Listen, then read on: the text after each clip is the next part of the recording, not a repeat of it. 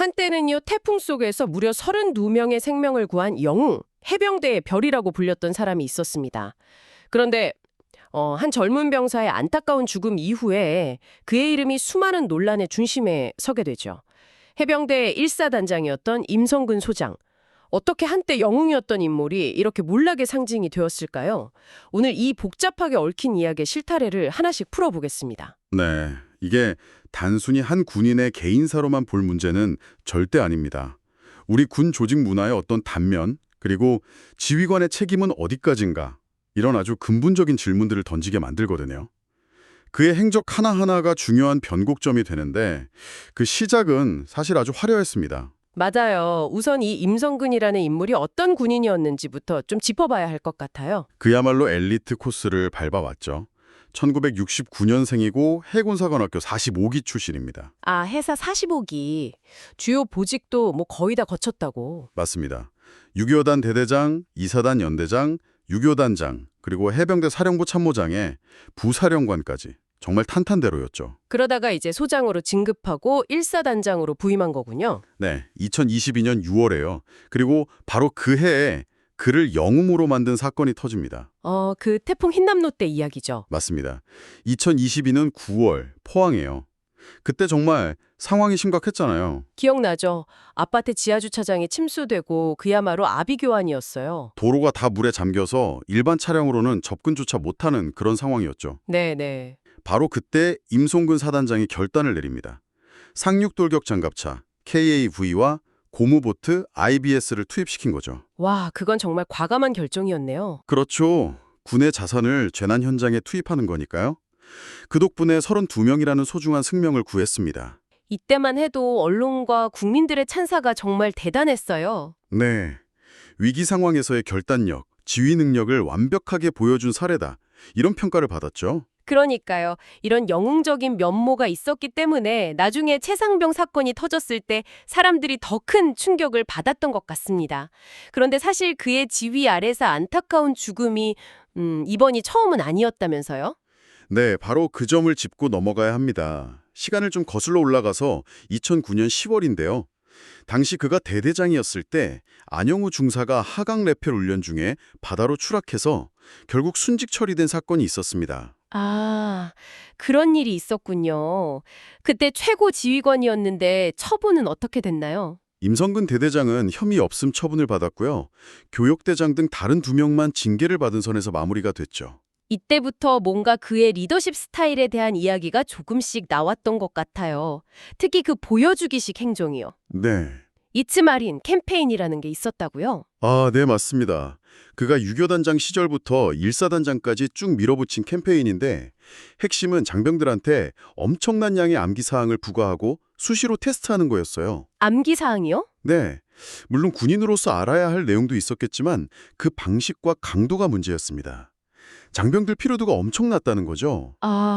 그래서 이게 진짜 전투력 향상을 위한 거냐 아니면 그냥 우리는 이만큼 하고 있다는 걸 보여주기 위한 이른바 전시행정 아니냐 이런 비판이 그때부터 나왔습니다. 하나 보고를 위해서 본질, 그러니까 병사들의 안전이나 피로도 같은 건 놓치는 거예요. 정확한 지적입니다. 리더의 관심이 어디에 맞춰져 있느냐가 조직 전체의 우선순위를 결정하는 거죠. 그리고 2023년 7월 그 왜곡이 나온 필연적인 비극이 터지고 맙니다. 바로 최수근 상병 사망 사건이죠. 집중호우로 경북 예천에 실종자 수색 지원을 나갔다가 예, 급류에 휩쓸려 순직한 정말 안타까운 사고였습니다. 그런데 사고의 전말이 드러나면서 이게 단순한 안전사고가 아니라는 정황들이 쏟아져 나왔어요. 그렇죠. 현장에 있던 장병들의 증언은 정말 충격적이었습니다. 구명조끼조차 지급되지 않은 상태에서 허리까지 차는 물에 들어가서 수색하라는 지시가 내려왔다는 거죠. 와, 구명조끼도 없이요? 아니 그 거센 급류에 그게 말이 되나요? 심지어 더 기가 막힌 건 사단장님 오신다면서 복장을 통일하라고 강조했다는 점입니다. 상의는 빨간색 해병대 체육복, 하의는 전투복으로요. 그 위험천만한 상황에서 병사들의 안전보다 사단장 의전이 더 중요했다는 거잖아요. 이건 정말 상식적으로 납득하기가 어렵습니다. 바로 그 지점입니다. 여기서 임 전 사단장의 구체적인 지시 내용이 핵심 쟁점이 돼요. 어떤 지시가 있었던 거죠? 수사 과정에서 이런 진술이 공개됩니다. 두기에서 그냥 눈으로 보는 건 수색이 아니다. 아량으로 직접 내려가서 바둑판식으로 찔러보며 정성껏 수색해야 한다. 아니, 현장 상황을 제대로 알지도 못하는 지휘관이 그렇게 구체적인 수색 방법까지 지시를 했다는 건가요? 네. 심지어 안전장비도 없이 물에 들어가 수색하는 대원들의 모습이 언론에 보도되자 이걸 보고 적극적인 홍보가 아주 좋다면서 부대를 독려했다는 사실까지 드러났죠. 결국 안전은 완전히 뒷전이고 우리가 이렇게 열심히 수색하고 있다는 걸 보여주는 게 최우선 목표였던 거네요? 전형적인 전시행정의 폐해가 한 젊은 병사의 목숨을 앗아간 비극이라고 봐야죠. 사건 이후 그의 대응은 더 큰 논란에 불렀어요. 맞습니다. 처음에는 모든 책임을 지겠다고 언론에 밝혔지만 해병대 사령부는 사퇴 의사를 밝힌 건 아니다 라고 곧바로 선을 그었죠. 그러더니 시간이 지나면서 태도가 완전히 바뀌지 않습니까? 네, 사고부대가 지시와 달리 물에 들어간 것이 문제의 본질이라면서 책임을 예하부대에 떠넘기는 듯한 보고서를 제출한 겁니다. 잠깐만요. 이건 정말 부하들 입장에선 엄청난 배신감을 느꼈겠는데요? 상명하복이 생명인 군대에서? 그렇죠. 그래서 군에서는 정말 이례적이고 어쩌면 초유의 사태가 벌어집니다. 예하 대대장들이 직접 고발한 사건 말씀이시죠? 맞습니다. 자신의 직속 상관을 부하들이 직권남용과 과실치사 혐의로 직접 고발하는 군 역사상 거의 전례가 없는 일이 일어난 겁니다. 그만큼 부당하다고 느꼈다는 거겠죠? 리더십이 완전히 붕괴된 겁니다. 심지어 최상병과 함께 구조됐던 생존장병마저 전역 직후에 그를 공수처에 고소했습니다. 여기서부터 그의 책임 회피 논란은 점입가경으로 치닫습니다. 특히 그의 군인관, 어쩌면 인생관까지 엿보이는 발언이 나오면서 여론이 완전히 등을 돌리게 되죠. 바로 그 탄원서 내용입니다. 네, 부하들의 선처를 구한다면서 법원에 제출한 탄원서인데 그 내용이 아마 많은 분들이 뉴스로 접하고 정말 충격을 받으셨을 텐데요. 그 탄원서에 이런 구절이 있었습니다. 군인은 국가가 필요할 때 군말 없이 죽어주도록 훈련되는 존재다. 잠깐만요. 다시 한번요.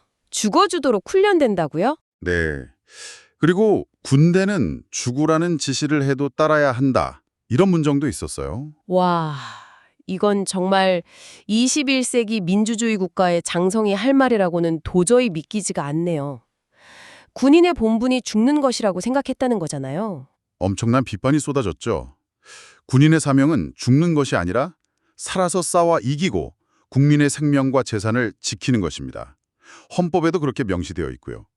이 발언은 그의 인식이 얼마나 시대착오적인 전체주의에 머물러 있는지를 보여주는 동시에 부하의 죽음을 책임져야 할 지휘관으로서의 자격이 없다는 비판에 직면하게 만들었습니다. 이런 인식을 가진 사람이었으니 국회 청문회에서의 태도도 어쩌면 예견된 일이었을지 모릅니다. 네, 시작부터 핵심 증인들과 함께 증인 선서를 거부하면서 파행을 예고했죠. 선서를 거부하면 위증을 해도 처벌받지 않으니까 처음부터 진실을 말할 의지가 없다는 걸 보여준 셈이네요. 그렇죠. 근데 더 황당한 일들이 이어졌습니다.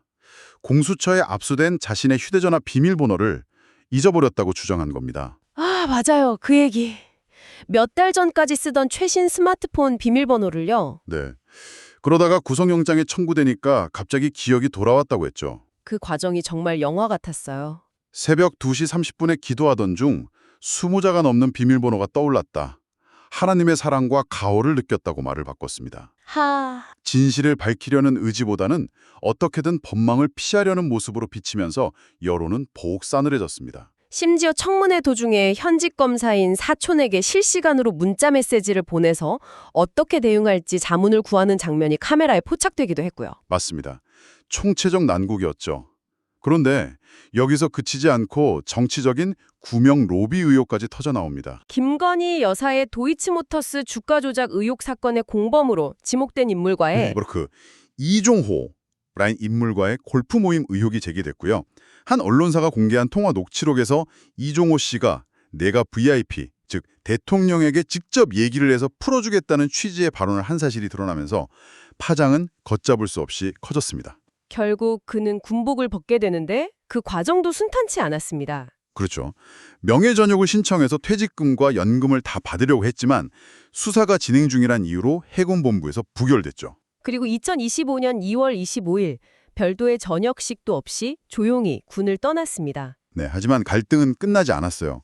전역 후에도 길거리에서 해병대 예비역 단체 회원들과 당신이 해병이야 라며 격한 언쟁을 벌이는 모습이 포착되기도 했죠. 그리고 마침내 2025년 10월 24일 법원엔 증거인멸의 우려가 있다면서 그에 대한 구속영장을 발부합니다. 네, 개인적으로 비화폰을 사용한 정황, 또 목격자였던 부하장교에게 압박을 가한 정황 등이 결정적인 증거로 작용했다고 합니다. 한때 해병대를 이끌던 장성에서 결국 서울구치소 수감자 신세로 전락한 겁니다. 흰남노 태풍 현장에서 국민의 생명을 구했던 영웅에서 부하의 죽음에 대한 책임을 회피하고 법의 심판대에선 피해자로, 그의 추락은 정말 많은 것을 생각하게 만듭니다. 영웅적인 구조작전을 지휘했던 리더가 왜 한 젊은 병사의 생명을 지키는 데는 실패했을까요?